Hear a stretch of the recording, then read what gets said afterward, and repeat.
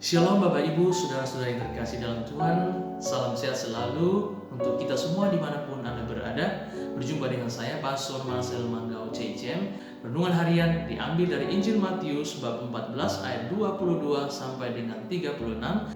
Sekali peristiwa setelah mengenyangkan orang banyak dengan roti, Yesus segera menyuruh murid-muridnya naik perahu dan mendahulunya ke seberang, sementara ia menyuruh orang banyak pulang. Dan setelah orang banyak itu disuruh pergi, Yesus mendaki bukit untuk berdoa seorang diri. Ketika hari sudah malam, ia seorang diri di situ. Perahu para murid sudah beberapa mil jauhnya dari pantai dan diombang-ambingkan gelombang karena angin sakal. Kira-kira jam 3 malam datanglah Yesus kepada mereka berjalan di atas air. Melihat dia berjalan di atas air, para murid terkejut dan berseru, "Itu hantu!" Dan mereka berteriak ketakutan. Tetapi Yesus segera menyapa mereka, katanya, "Tenanglah, akulah ini, jangan takut."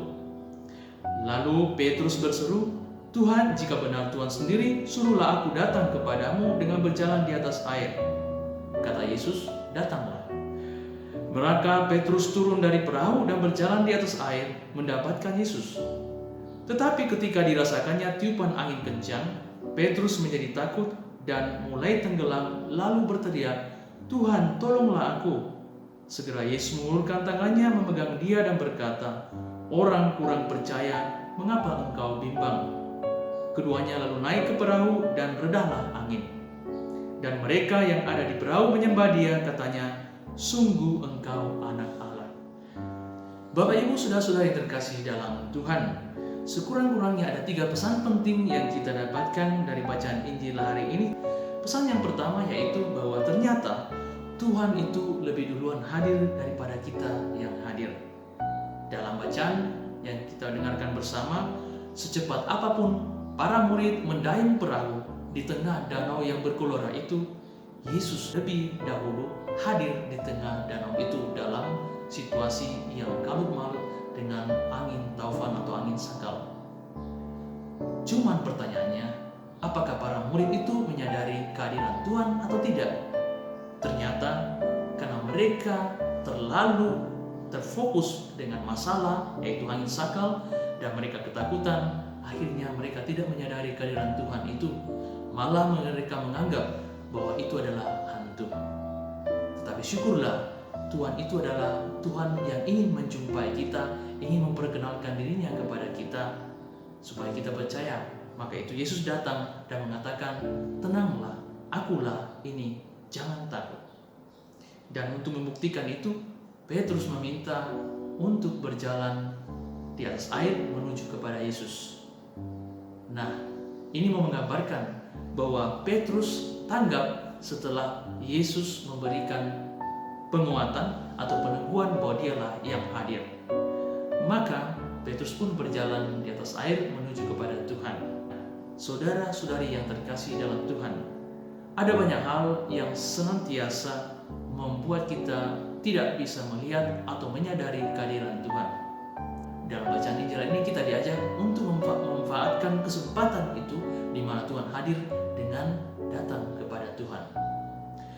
Pesan yang kedua dari bacaan Injil hari ini yaitu bahwa kadangkala kita manusia ini berhadapan dengan berbagai macam masalah, tantangan, penderitaan, dan lain sebagainya.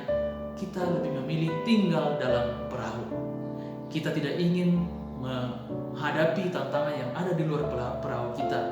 Kita ingin hanya tenang, aman dalam perahu. Sebab mungkin kita takut tenggelam, tetapi syukurlah Petrus memberikan contoh yang berani keluar dari perahu.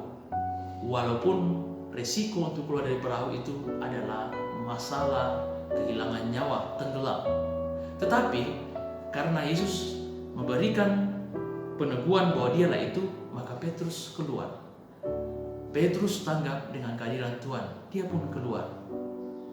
Nah, saudara-saudari yang terkasih dalam Tuhan, mungkin dalam hidup kita lebih banyak tinggal dalam perahu hidup kita karena kita takut menghadapi masalah, kita tidak ingin basah, kita tidak ingin mati, kita tidak ingin tenggelam. Apakah yang menjadi perahu kita?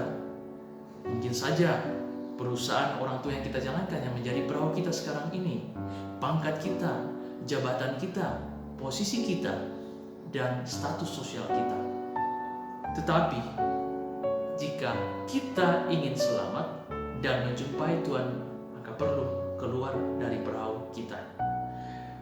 Pesan ketiga yang muncul dari bacaan Injil hari ini yaitu bahwa kita mesti berfokus kepada Yesus yang memanggil kita. Dalam bacaan Injil yang baru saja kita dengarkan bersama, memang Petrus keluar dari perahu ingin menjumpai Tuhan. Dia sudah melihat Yesus dan ingin berjalan menuju kepada Yesus. Toh Yesus sudah mengatakan, datanglah.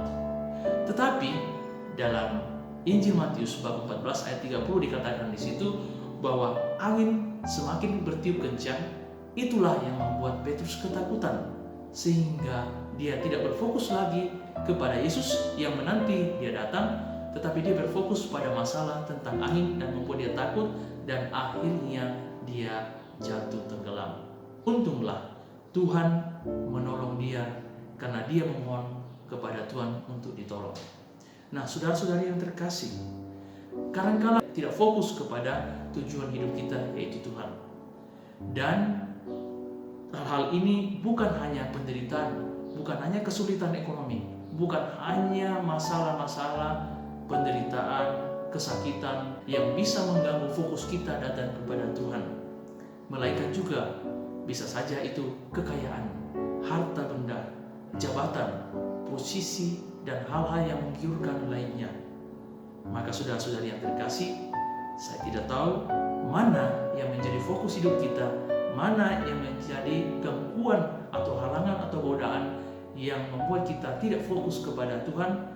Tetapi dalam bacaan Injil hari ini kita diberi pesan untuk senantiasa berfokus kepada Tuhan, karena Tuhan senantiasa mendampingi kita, hadir dalam hidup kita.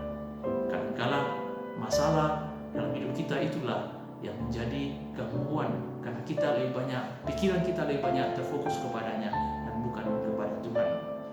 Maka saudara-saudari yang terkasih, dalam bacaan Injil hari ini kita diberi kekuatan bahwa Tuhan itu selalu hadir dalam hidup kita, dan kita berani keluar dari diri kita untuk menjumpai Dia, entah itu lewat pekerjaan kita, lewat sesama kita yang ada di luar diri kita, lewat tantangan hidup kita, dan juga lewat pekerjaan-pekerjaan kita.